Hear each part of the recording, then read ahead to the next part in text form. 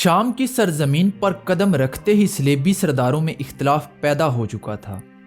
بیشتر کی رائے تو یہی تھی کہ اپنی منزل مقصود کی طرف پیش قدمی جاری رکھی جائے، تاہم کچھ ایسے بھی تھے جن کے دلوں میں دوسروں کے علاقوں کو ہتھیانے اور اپنی جاگیریں پیدا کرنے کا شوق چٹکیاں لے رہا تھا۔ چنانچہ ان میں سے دو سرداروں بالڈون اور ٹینکرڈ نے بڑے صلیبی لشکر سے الگ ہو کر عراق اور سلیشیا کا رخ کیا۔ ان دنوں دیار بکر کے نواحی علاقے میں کیسر روم کی باج گزار ایک نیم خود مختار عیسائی ریاست بھی شامل تھی، جس کا سربراہ ایک ارمینی شہزادہ تھیورس تھا۔ اس ریاست کا دارالحکومت اڈیسا تھا اور یہ عسکری نقطہ نگاہ سے بڑا اہم مقام تھا۔ بالڈون کو تھیورس نے خود اڈیسا آنے کی دعوت دی تھی۔ اس سے اس کا مقصد اپنی ہمسایہ مسلمان حکومتوں کے خلاف صلیبیوں کی مدد حاصل کرنا تھا، لیکن بالڈون نے وہاں پہنچ کر خود اڈیسا پر قبضہ جما لیا اور وہاں صلیبیوں کی پہلی ریاست کی بنیاد رکھی۔ یہ ریاست بعد میں مدتوں تک صلیبیوں اور مسلمانوں کے درمیان زبردست کشمکش کا باعث بنی رہی۔ دوسری طرف ٹینکرڈ نے سلیشیا کے مرکزی شہر ترتوس اور اس کے نواحی علاقوں پر قبضہ جما لیا اور عارضی طور پر وہاں ہی مقیم ہو گیا۔ ان دو سرداروں کے الگ ہو جانے کے باوجود بھی صلیبیوں کے دم خم میں کوئی فرق نہ آیا اور ان کی فوج کا بڑا حصہ قتل و غارت کرتا ہوا انطاکیہ کی جانب آگے بڑھنے لگا۔ انطاکیہ شام کا پہلا اہم شہر تھا جو صلیبی طوفان کی زد میں آیا۔ صلیبیوں کی نظر میں یہ ساحلی شہر بڑا مقدس تھا، کیونکہ دین عیسائیت نے اس کی گود میں پرورش پائی تھی اور اس میں عیسائی بزرگوں کی بہت ساری یادگاریں موجود تھیں۔ صلیبی حملے کے وقت شہر پر ایک سلجوقی امیر یاغی سیان کی حکومت تھی، جسے سلطان ملک شاہ سلجوقی نے کئی سال پہلے یہاں کا امیر مقرر کیا تھا۔ طوائف الملوکی کے اس دور میں انطاکیہ کی حفاظت کی ذمہ داری تنہا اس کے کندھوں پر آن پڑی تھی۔ انطاکیہ شام کے ساحلی پہاڑی سلسلے سے ہوتے ہوئے صلیبیوں کے بیت المقدس کے راستے پر ایک اہم مقام پر واقع تھا۔ سپلائی، کمک اور پسپائی سب کو یہ شہر کنٹرول کر سکتا تھا، یہ اندازہ لگاتے ہوئے کہ اس شہر پر ضرور حملہ کیا جائے گا۔ امیر یاغی سیان نے خوراک کا ذخیرہ کرنا اور مدد کے لیے قاصد بھیجنا شروع کر دیے تھے۔ شہر کے ارد گرد بازنطینی دور کی دیواروں نے اس شہر کو ناقابل تسخیر بنا رکھا تھا۔ آخر کار 20 اکتوبر 1097 عیسوی کو صلیبی فوج نے انطاکیہ کا محاصرہ شروع کر دیا، جو 9 ماہ تک بڑی شدت سے جاری رہا۔ 31 دسمبر کو 20,000 کی ایک فوج نے دمشق کے حکمران دقاق کی قیادت میں انطاکیہ کی طرف پیش قدمی شروع کر دی اور صلیبیوں پر پیچھے سے حملہ کرنے کا منصوبہ بنایا، لیکن صلیبیوں کو اس امدادی فوج کے آنے کی خبر پہلے سے ہی مل چکی تھی، لہذا صلیبیوں نے آگے بڑھ کر شہر سے دور ہی اس فوج کا مقابلہ کیا اور دقاق کی فوج کو شکست دے کر بھگا دیا۔ انطاکیہ کا محاصرہ کئی مہینوں تک جاری رہا۔ پہل تو صلیبیوں نے آس پاس کے علاقوں پر چھاپے مار کر رسد کی کمی کو پورا کیے رکھا، لیکن 1098 عیسوی کے اوائل میں اتنے لمبے محاصرے اور رسد کی کمی کی وجہ سے صلیبی فوج بھوک سے مرنے لگی۔ 9 فروری 1098 عیسوی کو صلیبیوں کو یہ خبر ملی کہ حلب کے امیر اور دقاق کے بھائی رضوان کی کمان میں ایک فوج صلیبیوں کا محاصرہ توڑنے کے لیے انطاکیہ کی جانب آگے بڑھ رہی ہے۔ صلیبی سردار بوہیمونڈ کے مشورے پر صلیبیوں نے اپنے تمام گھڑ سوار دستوں کو پیش قدمی کرنے والی فوج کو راستے میں ہی روکنے کے لیے بھیج دیا اور بعد میں پیادوں کا ایک دستہ بھی رضوان کے مقابلے کے لیے بھیجا۔ 9 فروری کو انطاکیہ کے قریب صلیبیوں نے حلب کی فوج کو شکست دے کر پسپا ہونے پر مجبور کر دیا۔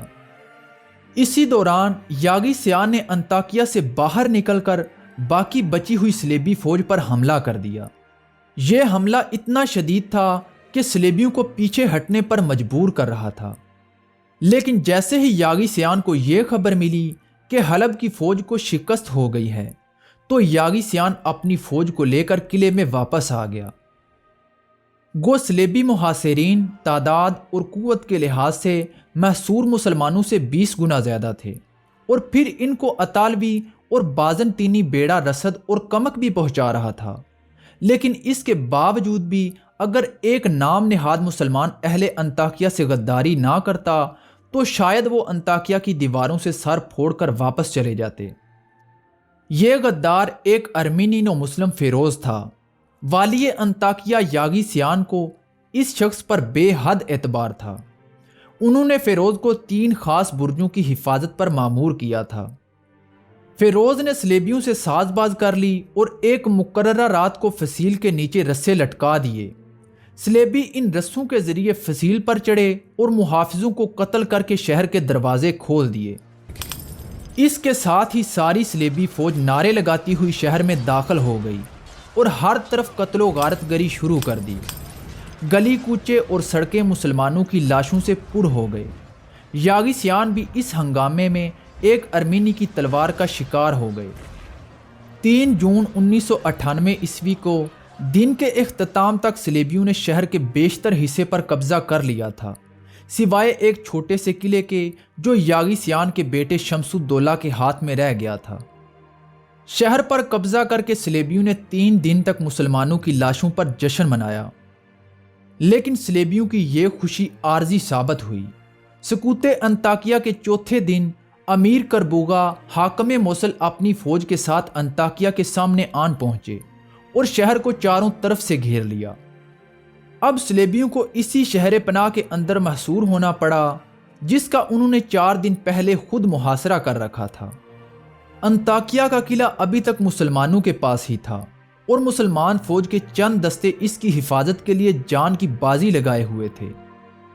اب اندر سے اہل قلعہ نے اور باہر سے امیر کربوگا کی فوج نے سلیبیوں پر دباؤ ڈالنا شروع کر دیا، اور اس کے ساتھ ہی سلیبیوں کے رسد پہنچنے کے تمام وسائل بھی منقطع کر دیے گئے۔ اس طرح سلیبی دوہری مصیبت میں گرفتار ہو گئے اور چند دن کے اندر اندر بھوک، بیماری اور مسلمانوں کے لگاتار حملوں نے ان میں سخت مایوسی اور بد دلی پیدا کر دی۔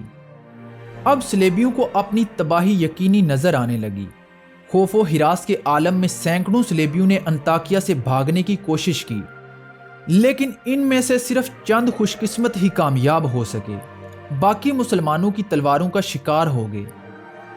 محاصرے کے 25 دن سلیبیوں کی مہم کا تلخ ترین تجربہ ثابت ہوئے۔ اس وقت کوئی معجزہ ہی انہیں ہولناک تباہی اور بربادی سے بچا سکتا تھا، اور عیسائی مورخین کے قول کے مطابق یہ معجزہ رونما ہو کر رہا۔ وہ یہ کہ ایک پادری پیٹر نے مایوسی کے اتھاہ سمندر میں غرق سلیبیوں کو یکا یک یہ نوید سنائی کہ سینٹ اینڈریو جو عیسائیوں کے ایک بہت بڑے ولی تھے، انہوں نے خواب میں آ کر مجھے فتح کی بشارت دی ہے اور حکم دیا ہے کہ میرے بھائی پیٹر جو عیسائیوں کے ایک دوسرے ولی تھے، ان کے گرجے میں جا کر قربان گاہ کے نیچے زمین کھودو، وہاں سے تمہیں ایک آہنی بھالا یا برچھی کا پھل ملے گا۔ یہ وہی بھالا ہے جسے خداوند یسوع مسیح کے پہلو میں مارا گیا تھا۔ اگر اس بھالے کو تم فوج کا نشان بناؤ گے تو یہ تمہاری نجات اور فتح کا ضامن ثابت ہوگا۔ سلیبیوں نے بڑی بے دلی کے ساتھ اس جگہ کو کھودا تو انہیں فی الوقت موجود یہ بھالا مل گیا۔ اس بھالے کے ملتے ہی مایوسیوں کے بادل چھٹ گئے اور سلیبیوں میں ایسا زبردست جوش پیدا ہوا کہ وہ اسی وقت مرنے مارنے کے لیے تیار ہو گئے۔ دوسری طرف محاصرین اپنی فتح کے یقین میں مست تھے اور ان کے تصور میں بھی یہ بات نہیں آ سکتی تھی کہ سلیبی ایک دم ان پر حملہ کر سکتے ہیں۔ ان کا جرنیل کربوگا نہایت اطمینان کے ساتھ اپنے خیمے میں بیٹھا ہوا شطرنج کھیل رہا تھا کہ سلیبی مقدس بھالے کو نشانے جنگ بنائے ہوئے سیلاب کی طرح شہر سے نکلے اور مسلمانوں پر تیز حملہ کر دیا۔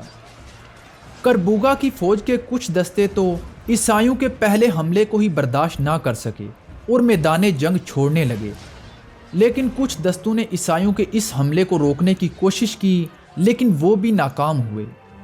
مورخ جمال الدین کا بیان ہے کہ عین ہنگامہ کارزار میں ترکوں اور عربوں میں پھوٹ پڑ گئی اور وہ سلیبیوں سے لڑنے کے بجائے ایک دوسرے کے گلے کاٹنے لگے۔ حقیقت حال کچھ بھی ہو، لیکن اس بات میں کوئی شک نہیں کہ سلیبیوں نے اس زور سے حملہ کیا کہ امیر کربوگا کی فوج ان کا مقابلہ نہ کر سکی اور میدان جنگ چھوڑ کر بھاگ گئی۔ اس دن انطاکیہ کی قسمت پر مہر لگ گئی کہ اس پر صلیبیوں کا مکمل قبضہ ہو چکا ہے۔ صلیبیوں نے بوہیمونڈ کی سربراہی میں یہاں اپنی دوسری ریاست قائم کی اور پھر ارد گرد کے مقامات کو فتح کرتے ہوئے مرۃ النعمان کی طرف آگے بڑھے۔